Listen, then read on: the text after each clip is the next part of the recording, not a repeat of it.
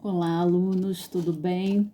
Bom, dessa vez eu vou fazer esse vídeo aí para botar no YouTube, porque tiveram alguns problemas, né, no áudio, né? Tá tendo alguns problemas no outro aplicativo que eu estava usando, né? Então vamos lá. Hoje, né, na segunda aula, a gente está tratando sobre Getúlio Vargas, então a gente volta a falar sobre a história do Brasil, tá bom? O Getúlio Vargas, né, que foi o presidente que mais ficou tempo no poder, né, no Brasil, então a gente tem muita coisa a falar dele, foram muitas transformações nessa época, então ele é um assunto que sempre vai cair, tá, gente? Qualquer prova que vocês fizerem, qualquer Enem, vai trazer coisa sobre o Getúlio Vargas, porque realmente tem muita coisa para estudar sobre ele. A gente vai falar dele, né, em alguns momentos, né? Hoje a gente vai falar no primeiro momento, que é quando ele sobe no poder, né? Então a gente tinha visto antes o que? A Primeira República, né? Que era chamada aquela República Café com Leite, lembram? Que a gente falou bastante sobre a crítica que existia, né? Até na questão das fraudes às eleições e tudo mais. Então, como é que eram escolhidos, né, essas pessoas, esses presidentes, né, que era meio questão de carta marcada, né? Então que as eleições, né, sofriam muitas fraudes. Então isso começou, né, a vir à tona, né, no Brasil inteiro, começou a se questionar, porque também só São Paulo e Minas Gerais que estaria no poder, então começaram a aparecer outros, né, outros, digamos assim, movimentos no Sul, principalmente, tá, que vai ser o que a gente mais vai ver, né, que é onde vem Getúlio Vargas. Getúlio Vargas é um gaúcho, então ele vem da política de outro lugar que estava fora dessa questão do café com leite, então eles formavam uma oposição, e isso começou a estourar no Brasil, né? E em 1930 foi feita uma revolução, né, que é chamada Revolução de 30, em que essas oposições que existiam, mas as pessoas que estavam, né, os políticos e tudo mais, né, que estavam, não estavam satisfeitos, né, com essa política café com leite, fizeram um golpe, né? O que é um golpe? Você depõe o presidente que está lá, né, eleito, é claro, né, de forma, né, até questionável, né, porque estava, né, na época desse café com leite, e aí você coloca uma outra pessoa no poder, né, através, né, de armas e tudo mais, né, isso aí é a força, né, um golpe militar que eles fazem, né, e que colocam no poder, né, que tela preta é essa que apareceu, gente? Eita, vamos ver se ela desaparece aqui. E aí, né, ele vai, né, o Getúlio Vargas vai entrar assim num governo provisório. Então, esse. Gente, não quer sair. Coisas de ao vivo, né? Não vou cortar isso, não. Uma hora vai sair aqui. E aí, né?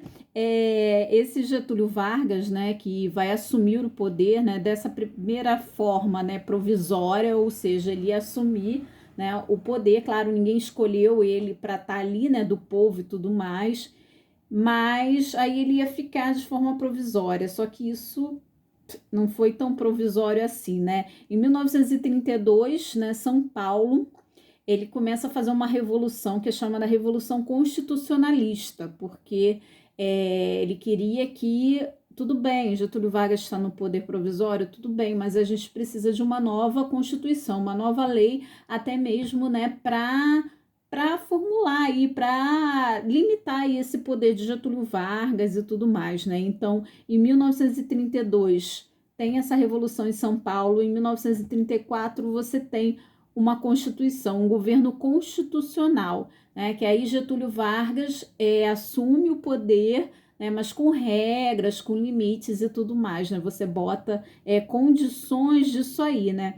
E a nova lei é aprovada com um monte de coisas novas, né? Ou uma coisa, né, nova que aparece é o voto feminino, Então é permitido às mulheres, né, com essa Constituição, né, de 34, a questão do voto, né, coisas, né, que outros lugares do mundo só permitiram bem depois, tá, gente? Então a gente, né, nós mulheres conseguimos, né, esse direito, né, nesse momento. Você, né, proíbe o trabalho infantil, né, que também foi um ganho muito grande, né? O Brasil tinha muita criança trabalhando em fábrica, muita criança trabalhando em campo e tudo mais, e aí você não permite, proíbe essa questão do trabalho infantil, tá? E você tem as leis trabalhistas em geral, então todas as leis que a gente praticamente, né, uma grande parte das leis que a gente tem hoje surgiram nessa época, né, que vai falar sobre a questão do afastamento médico, sobre horas de trabalho, sobre todos os benefícios que o trabalhador tem, tá? Então, nesse momento é que o trabalhador ele consegue esses direitos, né? Que até hoje a gente tem que lutar, né, gente, para não perder, porque eles assim modificam totalmente a relação de trabalho, tá? Do que países que não têm essas legislações, né, bonitinhas.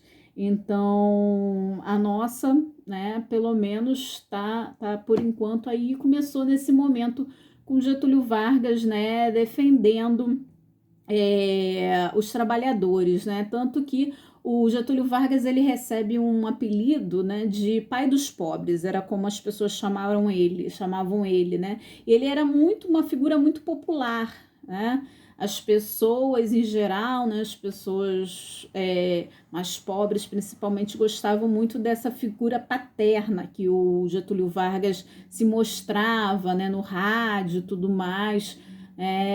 E que, assim, é claro que muitas vezes ele é contestado, tá, dessa figura. É claro que ele fez muita coisa legal e a lei trabalhista, né, é uma coisa legal que a gente tem até hoje. O Brasil vai mudar muito, principalmente com a questão da industrialização, que quando a gente estuda, né, industrialização, a gente lá atrás, né, no segundo ano, a gente fala só sobre a Europa, porque o Brasil vai ter uma industrialização tardia. Antes de 30, né, o Brasil não produzia nada de indústria. Então, o Getúlio Vargas ele começa a modificar esse cenário brasileiro e vai começar a abrir as primeiras indústrias, que são chamadas as indústrias de base, são as indústrias que fornecem base para outras indústrias, e aí o Brasil vai começar a caminhar nessa questão da industrialização, tá? Então é nesse momento que o Brasil está mudando um pouco sua cara de rural, né? Que o carro-chefe do Brasil nessa época ainda é o café, tá? E aí começa a introduzir um pouquinho da questão da industrialização, né, que vai muito aos poucos, tá? Então as primeiras empresas nacionais também, né, aparecem aí com Getúlio Vargas, fazendo essas indústrias, que são indústrias, né, feitas pelo governo, né, então são estatais que a gente chama, né, e para aí oferecer a base para as outras indústrias se instalarem no Brasil. Então, nesse momento também você tem uma divisão ideológica muito grande, né? Tanto que a gente percebe, né, que a apostila ela vai mostrar dois grupos, né, que são bem distintos da forma de pensar. Um era a ANL, tá? Aliança Nacional Libertadora, que esse tinha o chefe, né, o Luiz Carlos Prestes. Para quem não sabe, não conhece nada de Luiz Carlos Prestes, né, ele foi como um herói, assim, querendo colocar, né, as ideias socialistas, né, pelo Brasil. Tem um filme, né, sobre Olga, né, o nome é esse, Olga, que era esposa, né, do Luiz Carlos Prestes, tá?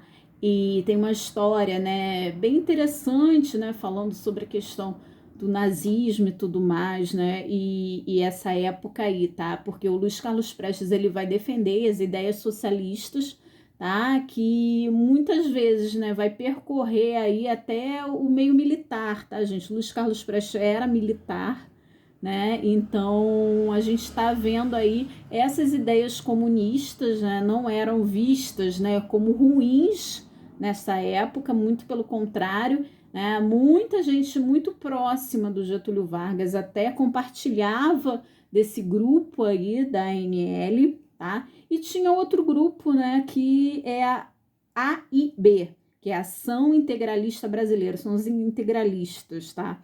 Isso quer dizer o quê? Que eles já tinham uma tendência mais a gostar das ideias nazistas, fascistas, né? Então foram as pessoas que tentaram implementar essas ideias aqui no Brasil, tá? O principal desses integralistas, né, é o Plínio Salgado.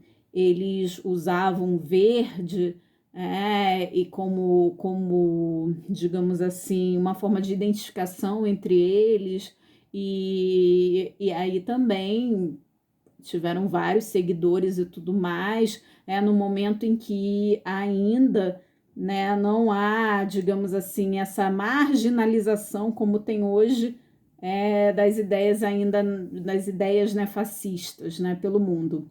Então, você também tem, né, a questão da intentona comunista. O que foi a intentona comunista? Foi um plano, né, digamos assim, não foi um plano, foi um grupo, né, que tentou colocar, né, em prática, né, aquelas ideias socialistas, né, e divulgar aquelas ideias socialistas no Brasil, tá? Que não foi para frente, tá?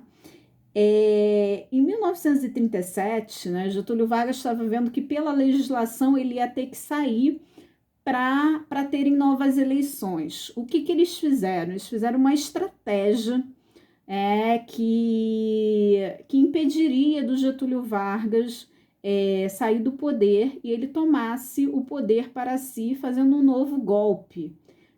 Ele deu um golpe nele mesmo, gente, isso mesmo, né? Em 1937, o que eles fazem? Eles divulgam um documento, um documento que a gente sabe que hoje era falso, falando como se fosse um plano comunista de atacar, né, de tomar o governo brasileiro. E aí, né, esse plano, né, foi chamado de Plano Cohen, e ele, digamos assim, foi um escândalo, né? E aí Getúlio Vargas, né, deu a desculpa, né, por estar o Brasil sendo, digamos assim, sendo atacado de alguma forma, ele tomaria o governo como ditador aí, e se inicia o chamado Estado Novo. Então esse documento falso, tá, forjado, ele foi utilizado sim como uma desculpa, para fazer um golpe político, para permanecer no poder. Isso mudou completamente a história do Brasil, tá? E aí começa o Estado Novo e, né, digamos assim, uma rigidez maior da figura, né, e do poder até de Getúlio Vargas, que toma um poder como um ditador, tá? Isso foi comum também, né, em outros estados aí da América naquela época, tá? E a gente vai falar mais dele em outra aula, tá, gente? Como eu falei, Getúlio Vargas é um assunto muito importante, tá? Um beijo para todos, estudem, tá?